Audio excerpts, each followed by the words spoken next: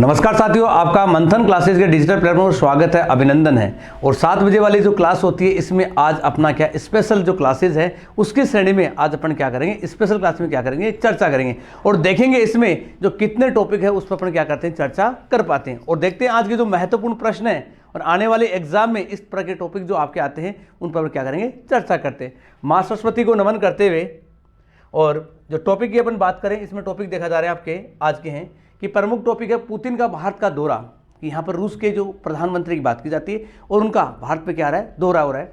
साथ में राष्ट्रीय प्रदूषण दिवस है, दुनिया का सबसे महंगा शहर है और बारबुडा ब्रिटिश शासन से मुक्त है, ड्रैगन से वार्ता की पहल है, ब्रिटेन में अविन तूफान का कहर है, कि यहाँ पर जो तूफान का जो कहर है वो यहाँ बन चुका है। साथ साथ में जो अगले टॉपिक की बात की जाती है कि नोएडा एयरपोर्ट के नाम पर शेयर की और बीजिंग एयरपोर्ट की तस्वीर, दुनिया की सबसे बड़ी जिम्मेदार जिहादी यूनिवर्सिटी है उसकी बात करेंगे। साथ ही साथ अंटार्कटिका में पहली बार उतरा एयरबेस A340 की बात करेंगे। साथ साथ स्वीडन प्रधानमंत्री का 12 घंटे में इस्तीफा।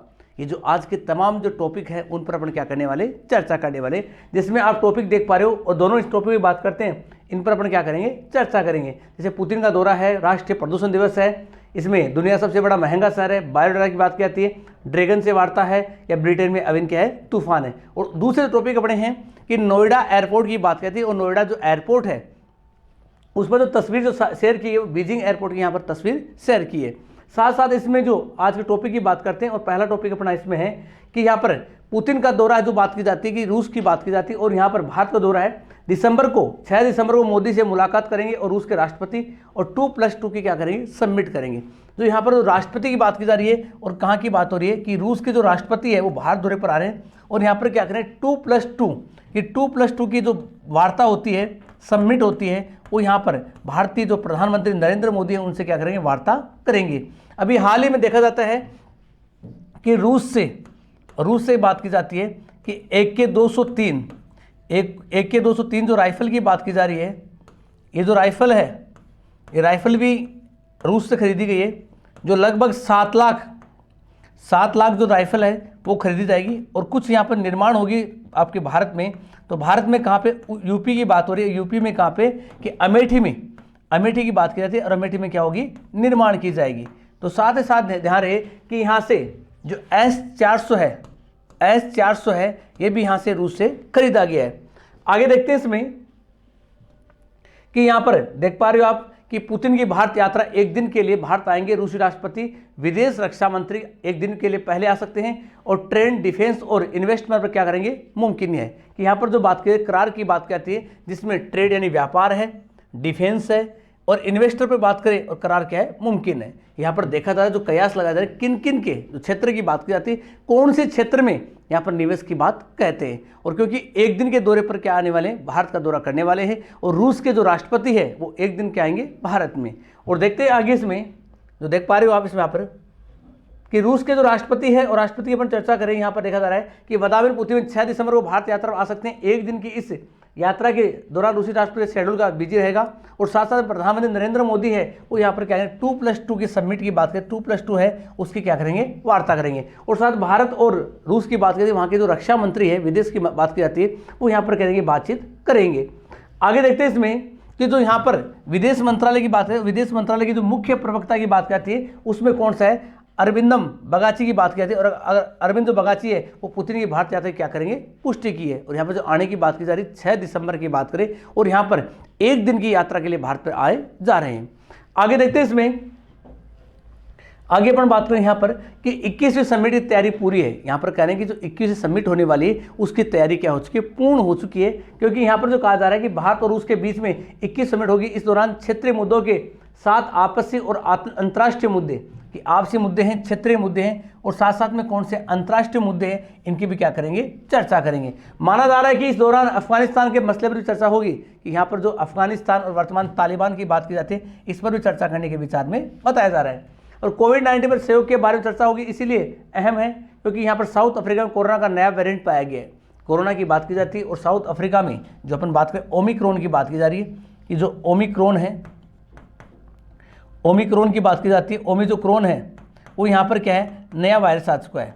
और ओमिक्रॉन की बात करें ये जो नया वायरस है ये बहुत बड़ा घातक है, क्योंकि ये डेल्टा वेरिएंट से 7 गुना क्या है, ज़्यादा घातक है। और लगभग बात की जाती है वर्तमान में ये 35 देश है, और 35 देश में ये वायरस है वो फैल चुका है वर्तमान में, और इसकी गिरफ्त में भारत भी आ चुका है। और देखा जा रहा है कि इसमें जो अपन जितनी सावधानी बरत सकते हैं और अपनी जितनी सावधानी बरतोगे उतना ही अपने के लिए क्या है, फ़ायदा है।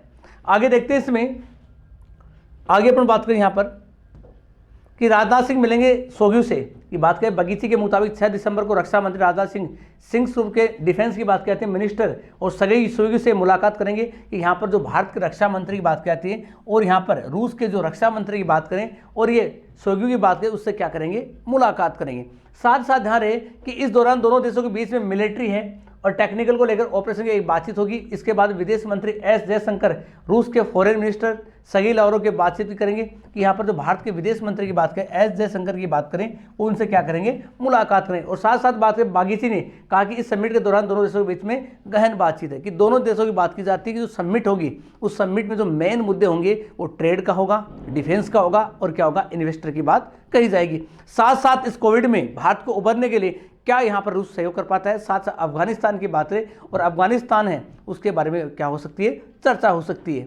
आगे देखते हैं इसमें, आगे अपन बात करें यहाँ पर कि 2+2 की समिट की बात है। 2+2 समिट है उससे अलग होगी। क्या कह रहा है कि जो आज तक 2+2 की जो समिट हुई है जिसमें भारत की ऑस्ट्रेलिया है, जापान है, यहाँ पर अमेरिका है, इनके साथ में जो वार्ता हुई है, अब की बार जो वार्ता होगी यहाँ पर देखा जा रहा है वो अलग वार्ता होगी। और वार्ता की बात करें यहाँ पर कि पहले दोनों देशों के बीच में रक्षा विदेश मंत्री मिलेंगे, इसके बाद भारत और रूस है उसके बीच में औपचारिक रूप पर 2+2 जो समिट की बात कहती है उस पर क्या होगी, चर्चा होगी।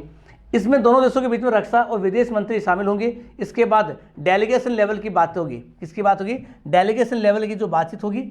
और उसके बाद में बातचीत में जो आपस में संबंध है उसके अलावा क्षेत्रीय मुद्दे हैं कि जो यहाँ के क्षेत्रीय मुद्दे, साथ में अंतर्राष्ट्रीय मुद्दे हैं, उन पर भी क्या होगी, चर्चा की जाएगी। कि यहाँ पर जो क्षेत्रीय मुद्दे क्या हैं उन पर चर्चा होगी, साथ में अंतर्राष्ट्रीय मुद्दे उन पर भी क्या होगी, चर्चा की जाएगी। और प्रधानमंत्री नरेंद्र मोदी पुतिन से क्या करेंगे, बातचीत करेंगे। कि प्रधानमंत्री नरेंद्र मोदी की बात की जाती है वो तो रूस के जो राष्ट्रपति आ रहे हैं पुतिन, उनसे क्या करें, चर्चा करेंगे। साथ साथ में जो डिफेंस की बात कहते हैं, वहाँ के रक्षा मंत्री बात कहते हैं, उनसे राजनाथ सिंह और यहाँ पर विदेश सचिव जो अपने भारत के हैं वो यहाँ पर क्या करेंगे, मुलाकात करेंगे और उनसे चर्चा करेंगे। आगामी जो उनकी क्या रणनीति रहेगी उसके बारे में बातचीत की जाएगी। आगे देखते हैं इसमें, आगे देखा जा रहा है इसमें कि मोदी और पुतिन की बातचीत के बाद दोनों देश साझा बयान भी जारी कर सकते हैं। इसमें बातचीत से जुड़े अहम मुद्दों की जानकारी दी जा सकती है। दोनों देशों के बीच में कुछ अहम समझौते की दस्तक की बात की जाती है, क्योंकि यहाँ पर तो दोनों देश की बात करिए जिनमें देखा जा रहा है कि डिफेंस है, ट्रेड है, इन्वेस्टमेंट्स है, शामिल है। रूस के रक्षा और विदेश मंत्री पुतिन से एक दिन पहले भारत पहुँच सकते हैं। कि देखा जा रहा है कि यहाँ पर जो रूस के जो राष्ट्रपति आएंगे और राष्ट्रपति से बताया जा रहा है कि एक दिन पहले, एक दिन पूर्व रक्षा मंत्री बात की वो भारत आएंगे। एक दिन पूर्व की बात की जाती है कि रूस के जो रक्षा मंत्री की बात की जाती है वो एक दिन पहले भारत क्या आ जाएंगे। तो यहाँ पर दोहरा की बात की जाती है कि यहाँ पर राष्ट्रपति एक दिन पश्चात आएंगे और एक दिन पूर्व कौन से आ जाएंगे, यहाँ पर रक्षा मंत्री की बात कही जाती है। आगे देखते हैं इसी श्रृंखला में कि आपका जो है राष्ट्रीय प्रदूषण दिवस एक अच्छा प्रश्न बनता है, क्योंकि राष्ट्रीय प्रदूषण दिवस की जब भी बात की जाती है वर्तमान में एक मिनट की बात करें और 1 मिनट में 13 लोगों की क्या होती है, मृत्यु होती है।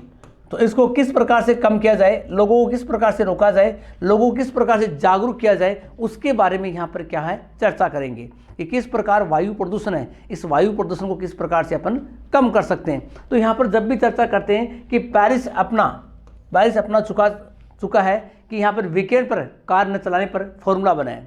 कि यहाँ पर जो पेरिस की बात करती है और पेरिस की अपन बात करें तो यहाँ पर फ्रांस की बात की जाती है और फ्रांस जो है वो अपना चुका है कि यहाँ पर वीकेंड पर कार न चलाने का फॉर्मूला, कि वीकेंड जो होता है उस पर कार न चलाने का क्या है, फॉर्मूला लागू। इससे क्या है कि प्रदूषण कम से कम कैसे किया जाए।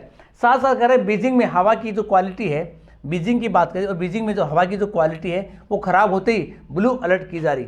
यहाँ पर जो कह रहा है कि बीजिंग की बात करें, बीजिंग जो आपकी बात हो रही है कहाँ पर, चीन की बात की जा रही है। जैसे मौसम खराब होता है और वहाँ पर पहले से क्या है कि ब्लू अलर्ट कर दिया जाता है, क्योंकि वायु प्रदूषण के जो लेवल की बात कहती है वो सर्वाधिक, क्योंकि वहाँ पर जो वातावरण है वो वातावरण सही भी नहीं है। कि जो हवा की बात की शुद्ध हवा नहीं होने के कारण जैसे ही मौसम खराब होता है वहाँ पर ब्लू अलर्ट कर दिया जाता है। साथ ही साथ देखते हैं इसमें कि जो राष्ट्रीय प्रदूषण दिवस पर अपन बात करें तो इस पर देखा गया है कि जो किस प्रकार से इस पृथ्वी को बचाना है। और एक तरफ आप देख पा रहे हो कि इस राष्ट्रीय प्रदूषण नियंत्रण दिवस की बात की जाती है, इसमें कैसे अपन नियंत्रण करें कि जो यहाँ पर जो ग्लोबल वार्मिंग देखा जा रहा है, और आपके साथ में ये जो पैड की बात की जा रही है, पैड है, इस पैड को हरे भरे को दिखाया गया है कि किस प्रकार से इस वातावरण को अपन सुरक्षित रख सकते हैं।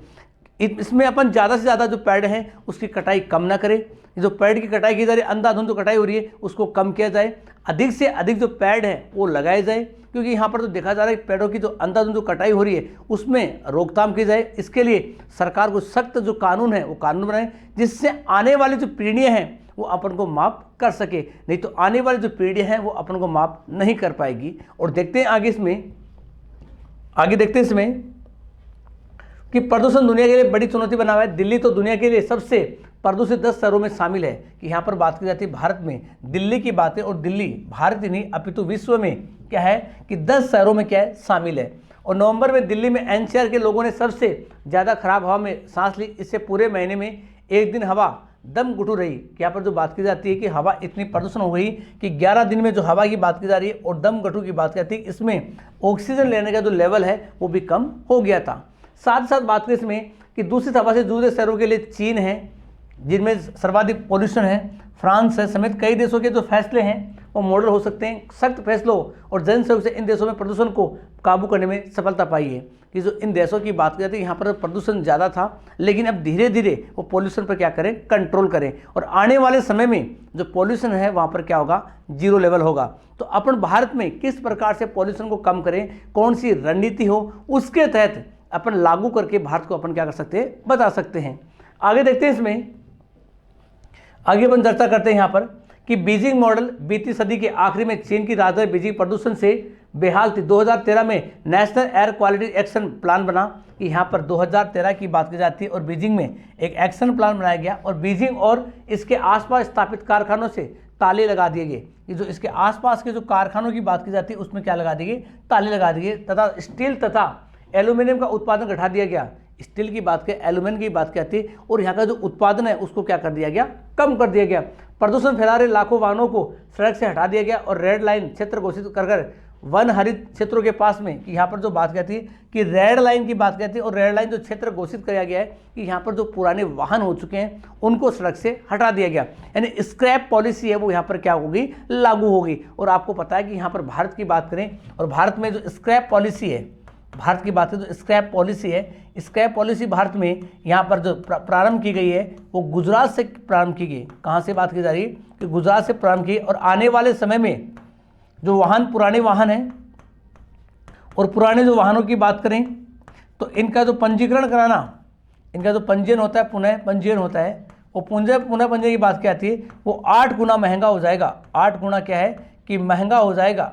यहाँ पर देखा जा रहा है कि यहाँ पर देखा गया है कि जो पंजीयन की बात की जाती है, इनको स्क्रैप के में किस प्रकार से इन पुराने वाहनों को सड़क से हटाने के लिए यहाँ पर जो पंजीयन है वो क्या है, वर्तमान में जो है उसका 8 गुना हो जाएगा।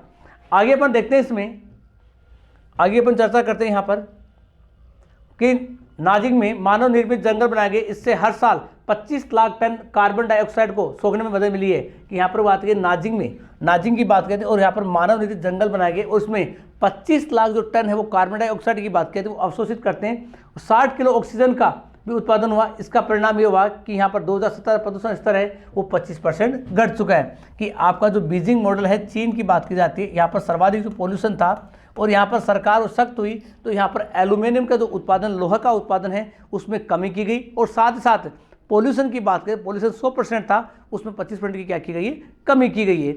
आगे अपन देखते हैं इसमें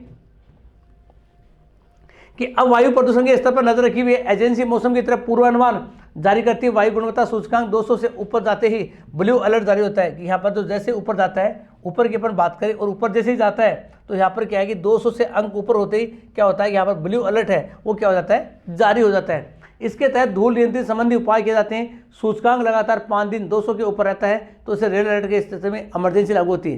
कि जैसे ही 5 दिन पर 200 के ऊपर रहता है तो इससे क्या होता है कि यहाँ पर रेड अलर्ट कर देता है, इमरजेंसी है वो यहाँ पर क्या की जाती है, घोषित कर दी जाती है। ये कहाँ की बात हो रही है, चीन, और चीन में कहाँ पर, बीजिंग की अपन क्या करें, चर्चा करें। आगे देखते हैं इसमें, आगे अपन चर्चा करें यहाँ पर कि फ्रांस ने 3 फैसले लिए जिनमें 21 लाख आबादी वाले फ्रांस की जो राजधानी पेरिस में प्रदूषण कम करने के लिए वीकेंड पर कार ट्रेवल करने पर रोक लगा दी है। कि यहाँ पर जो कार है और कार की बात की जाती है उसमें ट्रेवल पर क्या लगा दी है, रोक लगा दी है। कहाँ पर बात की जा रही है, फ्रांस, और फ्रांस में कहाँ पर, पेरिस की यहाँ पर चर्चा की जा रही है।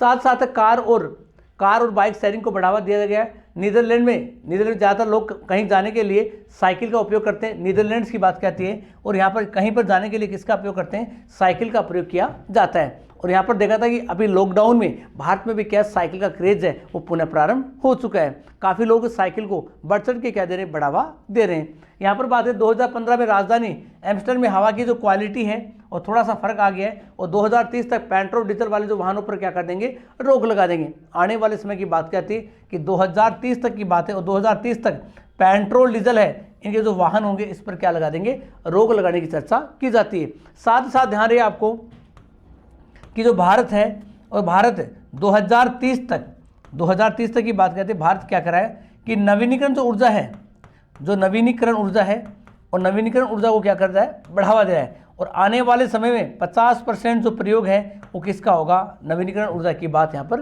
की जाती है। देखते हैं आगे कि यहाँ पर क्या होता है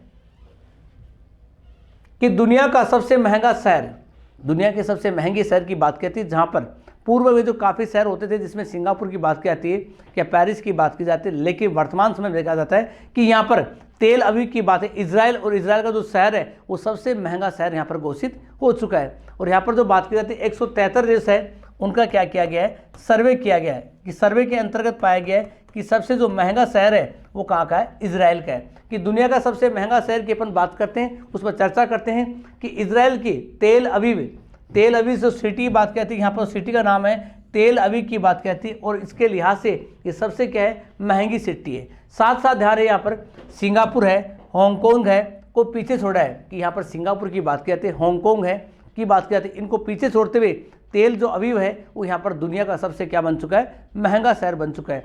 साथ साथ अपन देखेंगे इसमें चित्र के माध्यम से कि किस प्रकार से इसमें दर्शाया गया है कि कौन सा शहर किस रैंकिंग पे आता है। और सबसे महंगे शहरों की बात की जाती है जिसमें आप देख पा रहे हो कि नंबर 1 है, उसकी चर्चा करें वो आपका कौन सा, तेल अवीव की बात की जाती है। और नंबर 2 की अपन बात करें तो नंबर 2 पे कौन सा आता है, सिंगापुर की बात होती है। हांगकांग की बात है किस पे आता है, नंबर 3 की बात हो रही है। पेरिस की बात है तो यहाँ पर कितने नंबर, 4 नंबर की चर्चा हो रही है। और यहाँ पर ज्यूरिख की बात है, ज्यूरिख का स्थान कौन सा है, 5वां स्थान देखा जा रहा है। और यहाँ पर न्यूयॉर्क की बात है, न्यूयॉर्क का कौन सा है कि 6वां स्थान है। और कोपेनहेगन की बात है यहाँ पर कौन सा है, 7वां स्थान है। ओसाका की बात है तो कौन सा, 8वां स्थान है। और यहाँ पर जिनेवा की बात हो, जिनेवा कौन सा है कि 9वां स्थान है। लॉस एंजल्स की बात करें तो कौन सा इसमें 10वां स्थान है। तो इस प्रकार आप देख सकते हो दुनिया के टॉप 10 देशों की बात हो रही है, और जहाँ पर सबसे जो महंगे शहरों की अपन चर्चा करें और जिनमें देखा गया है कि वर्तमान समय सबसे जो महंगे की अपन बात करें तो यहाँ पर नंबर 1 की बात करें, और यहाँ पर कौन सा है, इजराइल की बात हो रही है, इजराइल की बात की जा रही है। और इजराइल का जो सबसे महंगा जो शहर की बात की जाती है इसमें 173 देशों के सर्वे में पाया गया कि सबसे जो महंगा शहर है वो वर्तमान में 2021 का, इसकी बात हो रही है कि 2021 की बात है, 21 का सबसे महंगा शहर बन चुका है तेल अवीव की यहाँ पर चर्चा की जाती है। आगे देखते हैं इसमें चित्र के माध्यम से आप देख पा रहे हो कि कौन सा देश है और कौन सी रैंकिंग पर यहाँ पर दर्शाया गया है। आगे अपन बात करें कि इजराइल का तेल अवीव रहने के हिसाब से दुनिया का सबसे महंगा शहर बन गया है। उनके अवसर ये महंगे बात की जाती है जिसमें लिस्ट में टॉप रहने वाले सिंगापुर की बात हो रही है। सिंगापुर है, लंदन है, हांगकांग जैसे शहरों को पीछे छोड़कर यहाँ पर बात की जाती है कि ग्लोबल सर्वे इकोनॉमिक्स की बात कहती है, इंटेलिजेंस की बात है, यूनिट की अपन बात करें तो इसमें नतीजा पाया गया कि इसमें सबसे जो महंगे शहर की बात करें और महंगे शहरों की जब भी अपन चर्चा की जाती है उसमें देखा गया है कि किस कारण से कि तेल अवीव है पहली बार दुनिया का सबसे महंगा शहर बन चुका है। इसके पहले वो अक्सर टॉप 5 में शामिल रहा है, ये अक्सर ही बात कहते हैं पहले जो है वो टॉप 5 में यहाँ पर शामिल रह चुका है। कि पूर्व की अपन चर्चा करें तो टॉप 5 में तेल अवीव है वो शहर पहले से भी रह चुका है। साथ साथ बात करें इसमें कि टॉप 10 की बात करें और टॉप 10 में भारत का कोई भी शहर शामिल नहीं है। कि यहाँ पर जो 173 देशों का जो सर्वे किया गया है इन देशों में 10 शहर की बात करें और 10 शहर की जब भी बात की जाती है इनमें भारत का एक भी शहर शामिल नहीं है। जो महंगाई की बात है सबसे महंगी श्रेणी की बात कहते हैं उसमें शामिल नहीं है। आगे देखते हैं इसमें आगे चर्चा करें यहाँ पर कि दुनिया के कुल 173 शहरों के सर्वे लिस्ट में रखा गया है वे शहर जो जिनमें रहना हर लिहाज से काफ़ी महंगा हो जाता है। इससे world wide cost of living index के आधार पर कि यहाँ पर जो बात की जा रही है कि world wide cost of living index के आधार पर तय किया जाता है। इससे पहले देखा गया है कि अमेरिका डॉलर की तुलना में वहाँ की लोकल करेंसी की जो वैल्यू है वो क्या है, कि जो यहाँ पर अमेरिका की जो डॉलर है उसकी करेंसी की तुलना में कि लोकल जो करेंसी है कि तेल अवीव है, इजराइल की बात कहती है कि वहाँ की जो करेंसी है उसकी वैल्यू है वो क्या है। तो यहाँ पर देखा जाता है, बात अपन करते हैं कि तेल अवीव इजराइल का शहर है जहाँ की लोकल करेंसी शेकल है। यहाँ की जो करेंसी की बात है कौन सी है, शेकल करेंसी की बात कहती है। और सर्वे में ये भी देखा गया है कि लोकल ट्रांसपोर्ट और ग्रोसरी के रेट्स भी क्या है, कि यहाँ पर लोकल ट्रांसपोर्ट है, ग्रोसरी है, वहाँ की जो रेट है वो रेट क्या है उसके भी ऊपर क्या है चर्चा की जा चुकी है। आगे देखते हैं, इसमें आगे अपन बात करें यहाँ पर कि देख पा रहे हो किस प्रकार से चित्र दिखाई दे रहा है जिसमें अपन महंगाई की बात करें, किस प्रकार से जो महंगाई है उसका जो आंकलन करते हैं, ट्रांसपोर्ट की बात की जाती है कि ग्रोसरी की बात करते हैं किस प्रकार से ग्रोसरी है वो महंगी है या नहीं है। और आप तो देखते हो कि जो डेली रूटीन की बात करती है उसमें यूजेज की वस्तु बात करते हैं, ग्रोसरी है वो प्रत्येक घर में यहाँ पर क्या होती है यूज होती है। और चित्र माध्यम के माध्यम से देख सकते हो महंगे शहरों का एक चित्र यहाँ पर प्रदर्शित हो रहा है जहाँ पर तेल अवीव की यहाँ पर क्या हो रही है चर्चा हो रही है। आगे देखते हैं, इसमें आगे अपन बात करें यहाँ पर 2 स्थान 4 शहर है कि पेरिस है, सिंगापुर है, दूसरे ज्यूरिख है, हानोंग है, तीसरे स्थान पर रह गए कि यहाँ पर बात करेंगे पेरिस है, सिंगापुर की बात है ये दूसरे स्थान पर है कि यहाँ पर दूसरे स्थान पर रखा गया है। साथ साथ ज्यूरिख हांगकांग की बात की जाती है, ये कौन से स्थान पर है, तीसरे स्थान पर यहाँ पर रखे गए हैं। साथ साथ कह रहे हैं कि यहाँ पर 2 या 3 शहरों को एक ही रैंकिंग पर रखा गया, लेकिन इसके बाद क्रम बढ़ गया। जैसे इसमें तेल अवीव के बाद में 6 नंबर पर न्यूयॉर्क का नाम है, उसके बाद जिनेवा है, लॉस एंजिल है, ओसाका है। पिछले साल पेरिस, ज्यूरिख और हांगकांग को पहले स्थान पर रखा गया है। कि पहले स्थान की बात है पेरिस है वो पहले स्थान पर था 2020 की, यहाँ पर अपन क्या करें चर्चा करें। और साथ साथ ज्यूरिख की बात हो रही है, किसकी हो रही है, हांगकांग की बात हो रही है, लेकिन 2021 की अपन चर्चा करें तो उसमें इन शहरों की बात करें वो पहले स्थान पर नहीं है। और यहाँ पर इजराइल का जो तेल अवीव है वो पहले स्थान पर आ चुका है। आगे देखते हैं, इसमें कि यहाँ पर देख पा रहे हो आप इजराइल के जो शहर की बात करें किस प्रकार से यहाँ पर इजराइल है और इजराइल की जो बात की जाए तेल अवीव है उसको अपन देख पा रहे हैं। साथ साथ कह रहे हैं कि इजराइल तेल अवीव में ट्रांस रोड बना रहा है जहाँ इलेक्ट्रल बसें चलेगी। कि यहाँ पर जो बात करें ट्रांस स्मार्ट रोड बना रहा है, स्मार्ट रोड की जब भी बात करती है यहाँ पर इलेक्ट्रॉनिक्स बसें हैं वो चलने की बात हो रही है, अलग से चार्ज करने की जरूरत नहीं होगी। रोड्स को लेटेस्ट टेक्नोलॉजी से तैयार किया जा रहा है जिससे बसों में लगी हुई बैटरी इन सड़कों पर चलने के दौरान क्या होगी चार्ज होगी। कि इसमें कोई चार्जर नहीं है, इसमें जो सड़क बस पे चलेगी उससे बैटरी क्या होगी चार्ज हो जाएगी। इस प्रकार सिस्टम लॉन्च कर दिया गया कि इसमें आपको अतिरिक्त चार्ज करने की आवश्यकता नहीं होगी, उसी बैटरी से आपकी जो क्या है कि बैटरी यहाँ पर क्या होगी चार्ज हो जाएगी। आगे देखते हैं, इसमें आगे अपन बात करें यहाँ पर कि सर्वे की कुछ अहम बातें। इटली को रोम शहर रैंकिंग बात करें 32वें स्थान पर, 48वें स्थान पर। कि यहाँ पर जो बात करें रोम शहर की जो रैंकिंग बात है इसमें इटली है, इटली का 32वां है। और रोम की बात है कौन सा है 48वें स्थान पर रखा गया है। ऐसे ईरान है, तेहरान है, उनकी बात करते हैं ईरान है वो 79 है और तेहरान की बात है 29वें स्थान पर है। हालांकि उसकी वजह से अमेरिका की बात करें कि प्रतिदिन उपजे हालात है, सर्वे के मुताबिक सीरिया का हिंसागर शहर है कि दमिश्क का सबसे सस्ता शहर है। कि यहाँ पर बात करें कि यहाँ पर सर्वे किया गया है और उनमें सीरिया का जो हिंसागर शहर है वो सबसे क्या है सस्ता शहर है, जिसकी अपन बात करें दमिश्क जो है सबसे सस्ता शहर की यहाँ पर बात की जा रही है। जो कहाँ पर है सीरिया की बात करें, सीरिया जो देश है उसमें दमिश्क जो शहर है वो सबसे क्या है यहाँ पर सस्ते शहर की बात कही जाती है। साथ साथ कह रहा है कि EIU साल में 2 बार सर्वे करता है। इस दौरान 400 निजी ज़रूरतों की चीज़ों पर 400 निजी ज़रूरत चीज़ है उनके बारे में और 200 अहम प्रोडक्ट्स की बात होती है, उनको रेट्स को देखे जाते हैं और रेट्स डॉलर में काउंट किए जाते हैं। उसके आधार पर जो महंगाई है उसका अपन क्या करते हैं कि आंकलन किया जाता है। साथ ही साथ देखते हैं आगे किसमें जो कह रहा है कि किस प्रकार से जो सिटी है वो तेल अवीव है वो आपको यहाँ पर क्या है प्रदर्शित हो रही है। और प्रदर्शन की अपन जब भी बात करते हैं तो यहाँ पर आप देख पा रहे हो कि यहाँ पर जो तेल अवीव है वो आपको एक चित्र के माध्यम से किस प्रकार से यहाँ पर रंगीन जो रोशनी है उसके माध्यम से आप आकलन कर सकते हो कि यहाँ पर किस प्रकार से प्रदर्शन किया गया है। आगे देखते हैं, इसमें आगे चर्चा करें यहाँ पर कि अगस्त और सितंबर का डेटा की बात करते हैं और डेटा के आधार पर आप देख पाते हो कि इसमें जो महंगाई की बात की जाती है और महंगाई में अपन बात करें कि 3.5% बढ़े हैं। कितनी महंगाई है वो 3.5 की बात कहती है। और EI की हेड उपासना दत्त ने कहा कि यहाँ पर जो EI की जो हेड उपासना दत्त है उसने कहा है कि सर्वे के दौरान हमने कोरोना वायरस से उपजे हालात और कीमतों के ध्यान रखा है। सर्वे में महंगाई की औसत दर जांचते हुए वक्त 4 शहरों को शामिल नहीं किया गया। यहाँ पर जांचते हुए 4 शहरों को यहाँ पर शामिल नहीं किया गया, जिसमें कराकस है, दमाकस है, ब्यूनस है, आयर्स है, या कौन सा है, तेहरान है। इन 4 शहरों की जो लिस्ट है उनको नहीं शामिल करते हुए, और यहाँ पर कोरोना गाइडलाइन है कि कोरोना की बात की जाती है।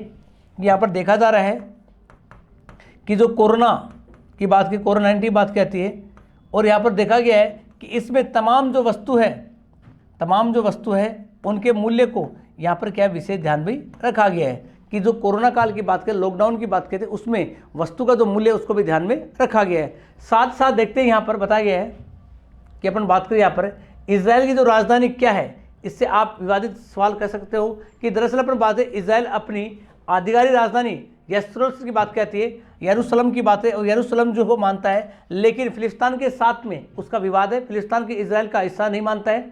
और एक बात जाननी है ज़रूरी है कि ज़्यादातर लोग एम्बेसीज की बात है, तेल अवीव की बात करते हैं, और यहाँ पर देखा जाता है कि यहाँ पर अमूमन किसी भी देश की राजधानी में विदेश दूतावास होता है, और यहाँ पर कॉन्सुलेट होता है कि यहाँ पर जब भी बात की जाती है, और यहाँ पर देखा गया है कि यहाँ पर जब भी अपन चर्चा करते हैं और चर्चा की जब बात की जाती है, और यहाँ पर देखा जाता है कि जो आने वाले समय की बात करें, और जब भी बात करें यहाँ पर कि यहाँ पर जो आप देख पा रहे हो कि तेल जो अवीव है इसके बारे में बना हुआ है कि यहाँ पर काफ़ी जो विवादित है, और विवादित की बात करें वो भी आप यहाँ पर देख पाते हो। तो यहाँ पर देखते हैं, आगे अपन चर्चा करते हैं इसमें कि किस प्रकार से यहाँ पर चर्चा देखी जाती है। आगे अपन बात करें यहाँ पर कि बारबाडोस ब्रिटिश शासन से मुक्त है, कि यहाँ पर जब भी बात की जाती है कि बारबाडोस की बात करती है, बारबाडोस है जो ब्रिटिश से क्या अलग की बात हो रही, और यहाँ पर कह रहा है कि बारबाडोस ब्रिटिश शासन से मुक्त होकर नया रिपब्लिक देश बन चुका है। और यहाँ पर जो बात की जाती है बारबाडोस की बात करी, और बारबाडोस है वो अपने आप में अलग होकर एक अन्य राज्य की देश की बात करते हैं, वो यहाँ पर बन चुका है, और यहाँ पर रिपब्लिक देश यहाँ पर बनने की बात यहाँ पर घोषणा कर चुका है। साथ साथ ध्यान रहे कि अब इसका अपना राष्ट्र ध्वज और राष्ट्रगान होगा। यहाँ पर जो देखा जा रहा है कि वर्तमान समय में कि राष्ट्रीय ध्वज की बात हो रही है, और राष्ट्र गायन है वो अपना अलग देश का अलग होगा। कि यहाँ पर जो बारबाडोस की बात की जाती है, और यहाँ से अलग होने के बाद में रिपब्लिक जो देश है वो अपने आप में अलग यहाँ पर बन चुका है, और यहाँ पर आधिकारिक घोषणा कर चुका है कि यहाँ पर इसका क्या होगा, राष्ट्रगान होगा, और साथ साथ में इसका राष्ट्रीय ध्वज भी यहाँ पर देखा जाएगा। आगे देखते हैं, इसमें आगे अपन चर्चा करें यहाँ पर, और आप देख पा रहे हो किस प्रकार से यहाँ का जो राष्ट्र ध्वज है वो यहाँ पर आप देख पा रहे हो कि जो राष्ट्र ध्वज है वो अलग होने की बात की जाती है, और अलग होने के साथ साथ में आप इस चित्र के माध्यम से देख सकते हो कि जो राष्ट्रीय ध्वज है वो किस प्रकार से यहाँ पर दिखाया गया है। आगे अपन चर्चा करते हैं यहाँ पर, और कह रहा है यहाँ पर कि कैरेबियन द्वीप बारबाडोस नया गणतंत्र बन गया है, कि यहाँ पर जो बताया जा रहा है कि नया गणतंत्र बन चुका है। इसमें 54 कॉमनवेल्थ देशों को तो यानी गिना जाएगा, लेकिन अब ये ब्रिटेन की महारानी का शासन नहीं होगा। 2018 से अब तक ब्रिटेन की जो रॉयल फैमिली की जो प्रतिनिधि के तौर पर देखा जाता है, वहाँ पर गवर्नर जनरल यही सांद्रा मैसन की जगह पर मिया ओमर मोटली प्रधानमंत्री की बात कहती है, कि यहाँ पर जो ब्रिटेन की बात करते हैं और रॉयल फैमिली की बात करते हैं, और यहाँ पर जो वर्तमान में सांद्रा मैसन की जगह अब मिया आमोर मोटली प्रधानमंत्री है वो चुनी गई है। देश का अपना राष्ट्र ध्वज राष्ट्रगान होगा। बारबाडोस की बात की आबादी करीब 2,85,000 है, कि जो यहाँ की जो आबादी है वो क्या है कि 2,85,000 है। इसका करीब 200 साल तक गुलाम प्रथा रही है। बारबाडोस से पहले गुयाना 1970 की बात कहती है। इसमें त्रिनिडेड और टोबैगो 1976 की बात करें, और यहाँ पर ब्रिटिश गुलामी से मुक्त रहते हैं। 2 साल बाद 1978 में डोमिनिकोनिका की बात करती है, और डोमिनिकोनिका जब भी बात करें वो रिपब्लिक यहाँ पर बन चुका है। कि यहाँ पर जो गुलाम देश बने हुए हैं वो गुलाम देश है वो अपने आप में मुक्त होने की बात करें, और अपने आप में मुक्त होकर अपने आप की जो अलग छवि है वो यहाँ पर प्रदर्शित कर पा रहे हैं। आगे देखते हैं यहाँ पर, जब भी अपन चर्चा करते हैं यहाँ पर, और देखा जा रहा है कि यहाँ पर कि बारबाडोस की बात करें, बारबाडोस है उसमें आप चित्र के माध्यम से यहाँ पर देख सकते हो। साथ साथ यहाँ पर दिखाया गया है कि किस प्रकार से कि जो बात की जाती है, और यहाँ पर अब आ चुका है आपका कौन सा कि ड्रैगन की वार्ता की बात है। और ड्रैगन जो वार्ता है वो किसके बारे में बात होती है, चीन के बारे में यहाँ पर बात की जाती है। और यहाँ पर अभी उभरते समय देखी जाती है चीन है वो विश्व का सबसे क्या है धनवान देश बन चुका है। कि सर्वाधिक बात करें कि विश्व की बात करें, और विश्व का सबसे धनी देश, विश्व का सबसे धनी देश की श्रेणी की बात करें वो आपका कौन सा बन चुका है, चीन बन चुका है। लेकिन पूर्व की बात करें तो पूर्व में यहाँ पर कौन सा था, अमेरिका था। अमेरिका की चर्चा की जाती है, लेकिन वर्तमान में यहाँ पर देखा गया है वो कौन सा बन चुका है कि यहाँ पर चीन की चर्चा की जाती है। आगे ध्यान रखेंगे इसमें कि चीन के एटमी जखीरे से डरा अमेरिका, यहाँ पर जो बात की जा रही है कि जो एटमी जखीरा है उससे डरने की बात हो रही है, चीन की जो जखीरा है उससे अमेरिका है वो डरने की यहाँ पर चर्चा की जा रही है।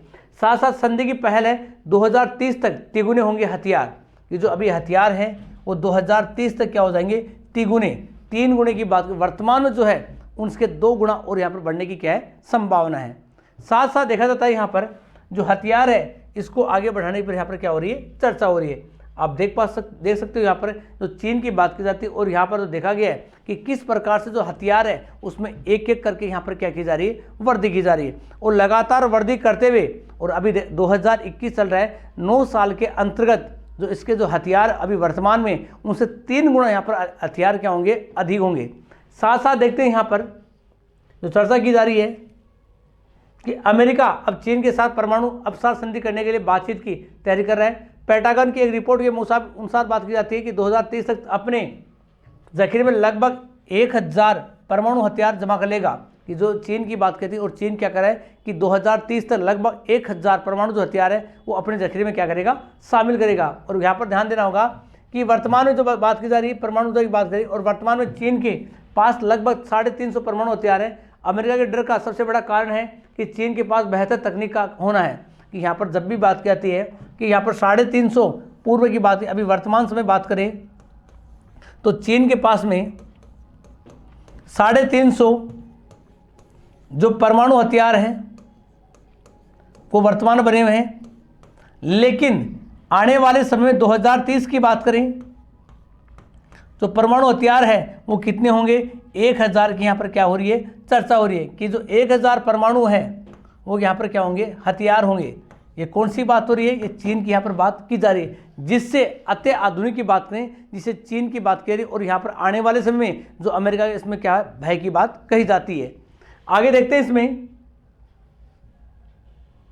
कि चीन ने हाल ही में DF-17 हाइपरसोनिक मिसाइल की जो विकसित की है, कि जो हाइपरसोनिक मिसाइल की बात करते हैं उसको विकसित करने की यहाँ पर चर्चा की जा रही है। उसमें देखा जा रहा है कि मिसाइल ध्वनि की रफ्तार से 5 गुना तेज से टारगेट को मार करती है।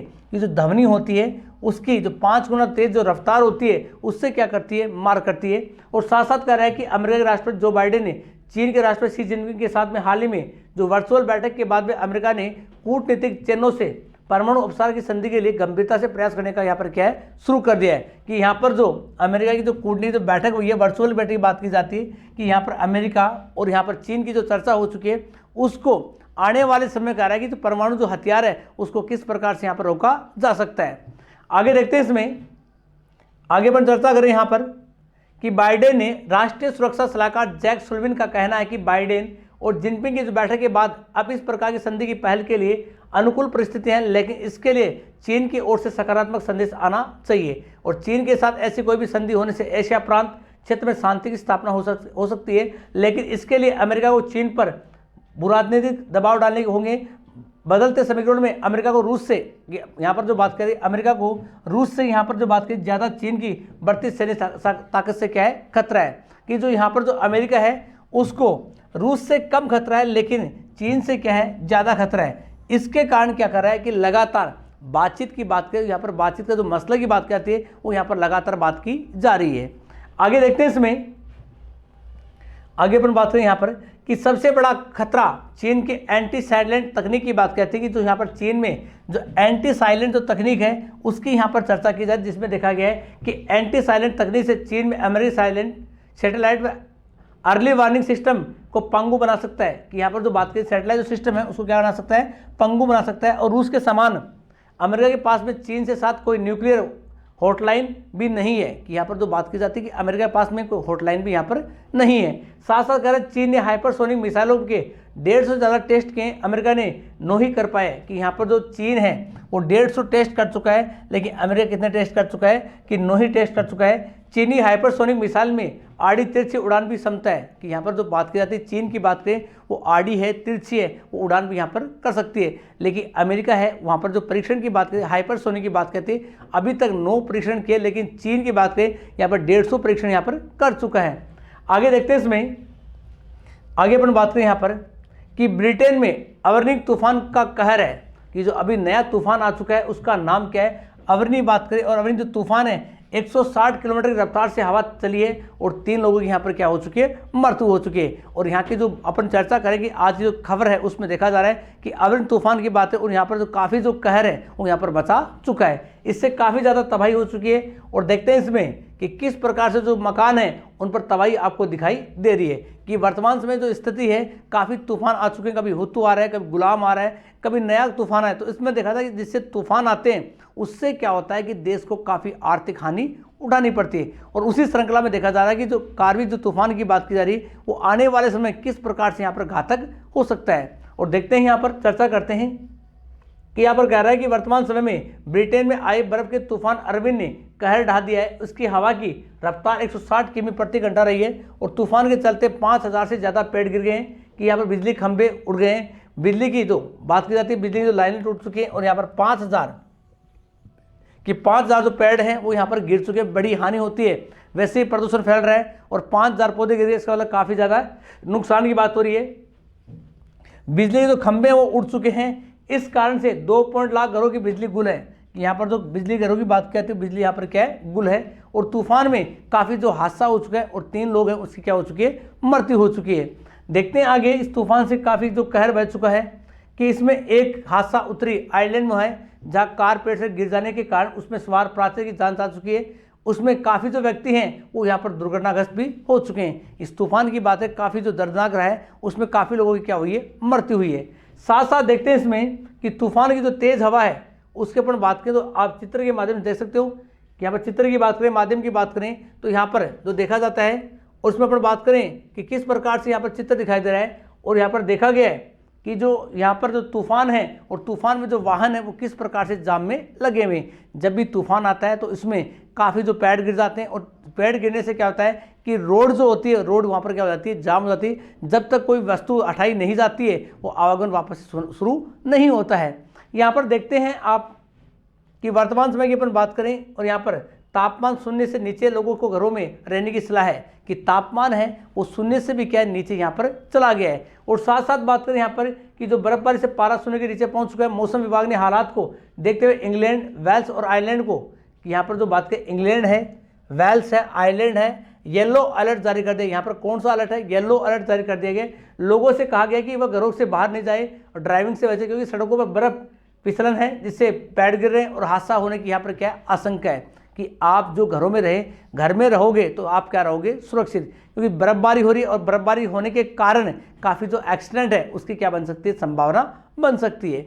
आगे देखते हैं यहाँ पर, आगे अपन बात करें यहाँ पर कि सब गोलमाल है कि नोएडा एयरपोर्ट के नाम पर शहर की बीजिंग एयरपोर्ट की तस्वीर और विपक्ष के बाद अब चीनी पत्रकार ने की आलोचना। यहाँ पर जो बात की जाती है कि यहाँ पर विपक्ष के बाद में जो आलोचना हुई है और चीनी पत्रकार ने यहाँ पर क्या की है, आलोचना की बात की है। और देखते हैं क्या है अर्थ निकालता है कि यहाँ पर देखा जाया है कि यहाँ पर कि वर्तमान समय में जो एयरपोर्ट है उसकी जो फोटो दी गई है और यहाँ पर वो चित्र यहाँ पर कौन सा साझा किया गया है कि प्रधानमंत्री नरेंद्र मोदी ने यूपी के नोएडा इंटरनेशनल एयरपोर्ट, जेवर एयरपोर्ट की जो आधारशिला रखी, इसके बाद भाजपा नेताओं ने जेवर एयरपोर्ट के बारे में फोटो वीडियो शेयर कर दिए। जेवर एयरपोर्ट की फोटो वायरल होते ही इस फोटो में सामने जो आ गया कि फोटो जो शेयर की गई है, जेवर जो एयरपोर्ट बताया जा रहा है उसमें बात की जा रही है कि जेवर एयरपोर्ट की फोटो को गूगल पर रिवर्स सर्च करते हैं तो फोटो का सर्च पानी की तरह साफ हो गया है कि मीडिया रिपोर्ट में पहले से photo Beijing destiny international airport के नाम से मौजूद है।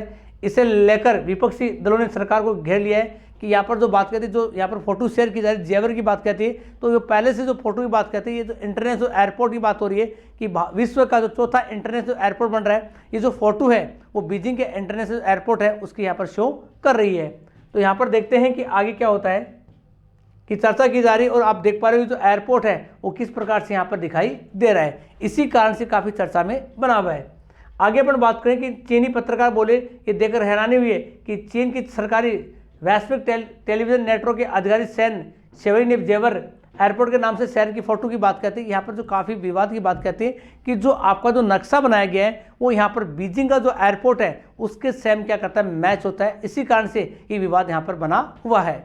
आगे देखते हैं, इसमें आगे अपन बात करें कि इसमें काफ़ी जो लोग हैं वो काफ़ी हलचल मच चुकी है और काफ़ी प्रोग्राम भी यहाँ पर हो चुके हैं। और देखते हैं यहाँ पर सबसे बड़ा मुद्दा है कि दुनिया की सबसे बड़ी जिहादी यूनिवर्सिटी की बात करते हैं और यूनिवर्सिटी है वो कहाँ पर है, और जिहादी की पर बात की जाती है, हक्कानी नेटवर्क की बात की जाती है। हक्कानी की बात करें यहाँ पर जो आतंकवाद की बात हो रही है, किसकी बात हो रही है कि आतंकवाद की बात हो रही है, और आतंकवाद है इस आतंकवाद का बात करें यहाँ पर कि जो ग्रुप की बात हो रही है, और यहाँ पर जिहादी यूनिवर्सिटी की बात करें, और हक्कानी जो ग्रुप है ये कहाँ पर है, तालिबान की बात हो रही है। कहाँ का है ग्रुप है कि तालिबान की बात हो रही है, और हक्कानी जो ग्रुप है ये सबसे बड़ा जो नेटवर्क है, और इसमें किस प्रकार से जो आतंकवाद को पनाह दी जाती है, ट्रेनिंग जाती है, उस पर अपन क्या करेंगे, चर्चा करेंगे। इसमें बता रखा है कि हक्कानी नेटवर्क का मदरसा जहां तालिबान सरकार के भावी मंत्री तालीम लेते हैं, दावा कट्टरपंथ नहीं पढ़ाते हैं, कि दावा की बात कहते हैं यहाँ पर जो तालीम दी जाती है उसमें यहाँ पर पढ़ाया जाता है।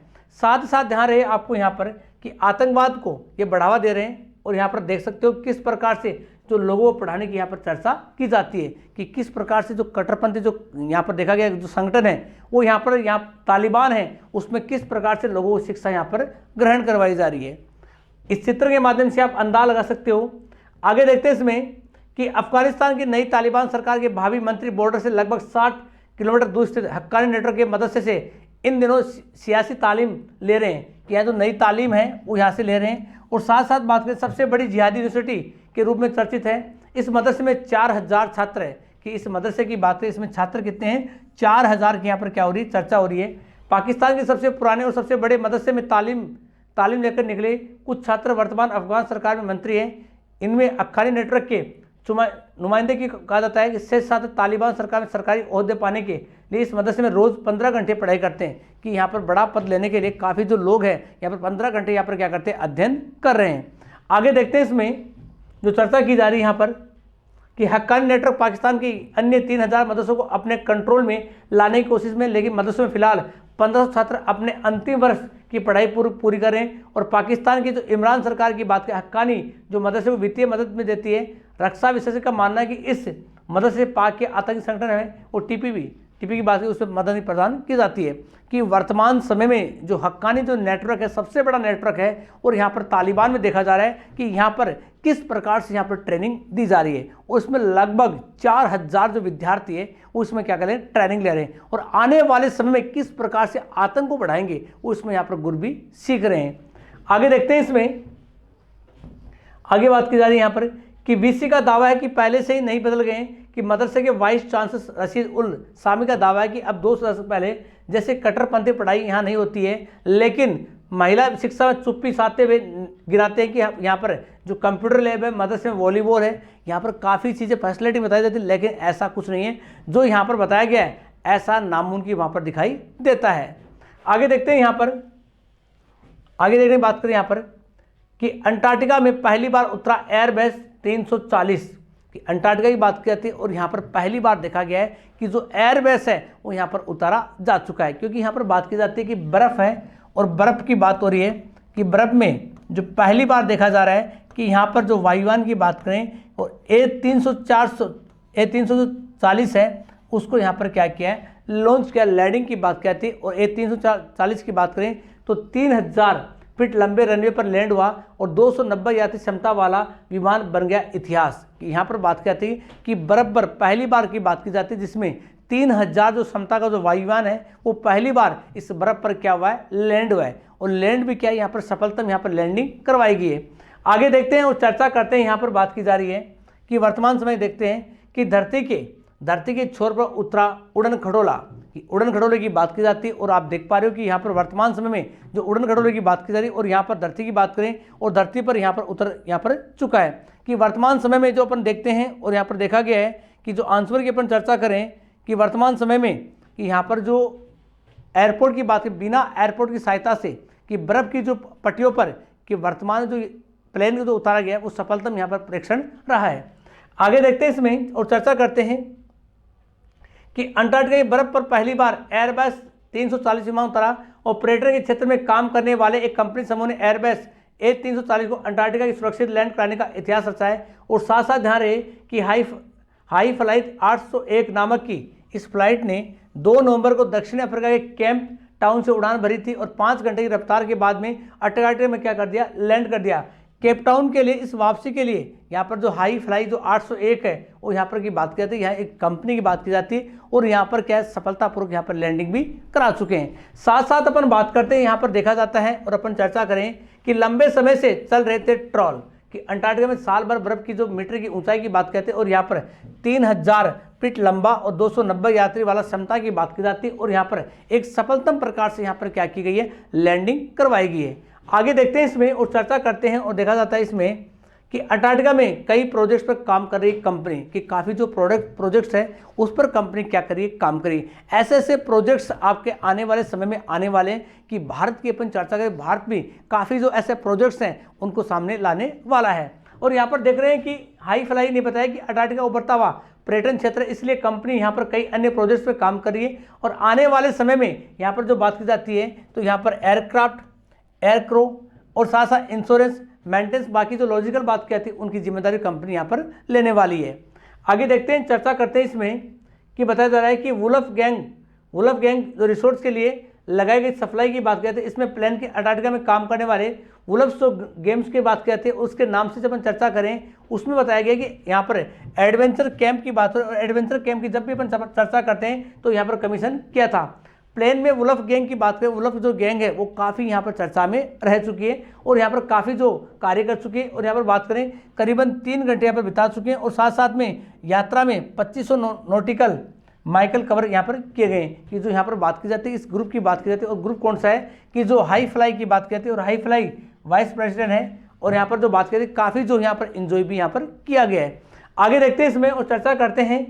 आगे अपन बात करें कि 50 लैंडिंग ट्रिप और रनवे अंटार्कटिका में और ऑस्ट्रेलिया के मिलिट्री पायलट और एक्सप्लोरर जॉर्ज हुबर्ट विलिक्स ने 1928 में पहली बार अंटार्कटिका का उड़ान भरी थी। कि पहली बार की बात करते हैं 1928 में ऑस्ट्रेलिया की बात करें और यहाँ पर पहली बार यहाँ पर क्या भरी थी उड़ान भरी थी। और देखा जाता है यहाँ पर बात करें कि लॉकहीड वेगा 1 मोनोप्लेन अंटार्कटिका पहुंचे। अब तक अंटार्कटिका पर कोई एयरपोर्ट नहीं है लेकिन यहाँ पर 50 लैंडिंग ट्रिप भी रनवे हैं। कि यहाँ पर बात की जाती है कि यहाँ पर कोई ऐसा एयरपोर्ट नहीं है लेकिन इस बर्फ की बात करें ऐसे जो 50 यहाँ पर क्या रनवे है जिस पर आप आसानी से यहाँ पर क्या कर सकते हो लैंडिंग करवा सकते हो। कहने का अर्थ है कि यहाँ पर हवाई पट्टी नहीं है फिर भी आप आसानी से प्लेन को यहाँ पर क्या करा सकते हो लैंड करवा सकते हो और यहाँ पर सफलतापूर्वक अभी वर्तमान में किया गया है। आगे देखते हैं और चर्चा करते हैं आगे की इसमें कि आगे बता रखा है कि प्रधानमंत्री बनने के 12 घंटे के अंदर इस्तीफा। यहाँ पर बात की जाती है कि देश की बात पहली जो महिला प्रधानमंत्री बनी है और महिला प्रधानमंत्री बनते ही कुछ ही घंटों में क्या होता है इस्तीफा दे दिया जाता है। और यहाँ पर बात है स्वीडन की बात की और पहली महिला पीएम की बात है और मैग्डोना एंडरसन की बात की जाती है और यहाँ पर पहले जो प्रधानमंत्री रह चुके हैं उनकी बात है स्टीफन की बात हो रही है। किसकी बात हो रही है स्टीफन की चर्चा करते हैं। और वर्तमान समय में बात करें कि जो मैग्डोना जो एंडरसन की बात कहती है और यहाँ पर प्रधानमंत्री के बनने के पश्चात कुछ ही घंटों में अपन देखते हैं कि इनकी जो सहयोगी पार्टियां होती है वो इनसे वापस क्या करती है सहयोग नहीं करती है। इसी कारण से सरकार वहां पर गिर जाती है। आपको पता है कि जब बहुमत की सरकार होती है उसमें एक पक्ष के द्वारा जब अपना हिस्सा हटा लिया जाता है तो वहां पर बहुमत नहीं होने के कारण सरकार वहां पर गिर जाती है। ऐसा ही कुछ नज़ारा आपको स्वीडन में देखने को मिला और वहां पर क्या हुआ कि सरकार वहां पर गिर गई क्योंकि वहां पर एक पहली महिला है वो वहां पर क्या बनी है प्रधानमंत्री की बात कही जाती है। आगे देखते हैं इसमें हम चर्चा करते हैं और यहाँ पर देखा गया है कि सरकार के नए बजट को लेकर विवाद हुआ और गठबंधन में शामिल पार्टियों ने समर्थन अपना क्या ले लिया वापस लिया। और आप देख सकते हो कि यहाँ पर जो वर्तमान दिखाई गई चित्र की बात कहती है और स्वीडन की बात है और स्वीडन की पहली महिला जो प्रधानमंत्री है, पहली महिला की बात करें और महिला क्या है यहाँ पर प्रधानमंत्री है। और यहाँ पर जो चर्चा का विषय रहा था वो विषय क्या रहा है कि यहाँ पर बजट की बात है और बजट को लेकर विवाद हुआ और विवाद होने के कारण इसमें जो गठबंधन में शामिल जो पार्टियां थी, गठबंधन जिनसे हुआ था वो पार्टियां अपना समर्थन वापस ले लिया और इसी कारण से इसकी सरकार भी यहाँ पर गिर चुकी है। और देखते हैं आगे पर चर्चा करें कि स्वीडन की पहली महिला प्रधानमंत्री मैग्डोना एंडरसन ने चुने गए 12 घंटे के अंदर इस्तीफा दे दिया। एंडरसन ने 3 पार्टियों के साथ में गठबंधन किया कि जो पार्टियों की बात की और यहाँ पर क्या किया गठबंधन किया और इनके साथ में देखा गया कि वापस लेने का सरकार यहाँ पर गिर गई है। आगे देखते हैं इसमें आगे पर चर्चा करते हैं इसमें कि बजट का विवाद रह चुका है और यहाँ पर देखा गया है। आगे देखते हैं कि एक वोट के अंतर से हासिल की थी जीत। कि यहाँ पर बात की जाती है इस महिला की बात करें कि 1 वोट की बात है और 1 वोट से यहाँ पर क्या की थी जीत हासिल की थी। लेकिन जैसे ही यहाँ पर वापस जो विपक्ष है उन्होंने अपना गठबंधन तोड़ा और सरकार वहां पर गिर गई। और आप देख सकते हो किस प्रकार से यहाँ पर नज़र आपको दिखाई दे रहा है। आगे अपन बात करें इसमें कि जो संसद की बात करें, जिसमें जो वोटों की बात करें, इसमें कि यहाँ पर जो पीएम की बात की जाती है 175 से दूर थी, लेकिन यहाँ पर सहयोग के साथ में इसको पीएम चुना गया। और साथ साथ ध्यान दें कि इसमें से 349 मेंबर में से 176 ने एंडरसन के खिलाफ वोट किया था, और यहाँ पर हालांकि 117 सांसदों ने उनके समर्थन में क्या किया था, वोट किया था। 57 सांसदों ने वोटिंग में हिस्सा नहीं लिया था, और वहीं एक सांसद अनुपस्थित थे। कि यहाँ पर जो बात करें कुल जो वोटर्स है वो कितने हैं, 349 की यहाँ पर बात की जाती है। 174 ने इनके खिलाफ किया, 117 इनके पक्ष में थे, और 57 सांसदों की बात की जाती है वो वोटिंग में क्या हुए, शामिल नहीं हो पाए। आगे देखते हैं, इसमें आगे की बात करते हैं अपन यहाँ पर कि 1996 में रखा था राजनीति में कदम, यहाँ पर बात है एंडरसन है, और 1966 में 96 की बात क्या थी और राजनीति में आ चुकी थी। लेकिन 2021 में यहाँ पर प्रधानमंत्री के बनने के साथ साथ में कुछ ही घंटों में अपने पद से क्या दे दिया, इस्तीफा देना पड़ा। साथ साथ देखते हैं यहाँ पर कि बात की जाती है जो आज के टॉपिक की अपन बात करें, और अंतिम टॉपिक अपन देख रहे हैं कि यहाँ पर 1996 में पीएम की बात है, और पीएम की शुरुआत की थी। और साथ साथ अपन देखते हैं कि गोरान पर्सनल की जो पॉलिटिकल एडवाइजर थी, और साथ साथ बात करें यहाँ पर कि उपसला यूनिवर्सिटी से पढ़ी हुई है, और जूनियर स्विमिंग चैंपियन भी रह चुकी है। सरकार बनाने के बाद में विपक्षी पार्टियों ने सरकार के बजट का क्या किया, विरोध किया, और विरोध करने के साथ में इसमें क्या हुआ कि सरकार यहाँ पर गिर गई। कि सरकार के जैसे बजट जारी हुआ, और बजट जारी होते ही यहाँ पर स्वीडन की जो प्रधानमंत्री है उसके जो गठबंधन बनाएंगे, और गठबंधन से वापस यहाँ पर लेने पर सरकार यहाँ पर गिर गई है। आज की इस क्लास में आपने जो स्पेशल जो टॉपिक देखे उस पर आपने गहराई से यहाँ पर क्या किए, चर्चा की है, और आने वाले एग्जाम में इसी प्रकार टॉपिक है उनसे प्रश्न भी पूछे जाते हैं। तो आज की क्लास के लिए सभी को धन्यवाद, नमस्कार, जय हिंद, जय भारत। कल सुबह अपन मिलते हैं 7 बजे।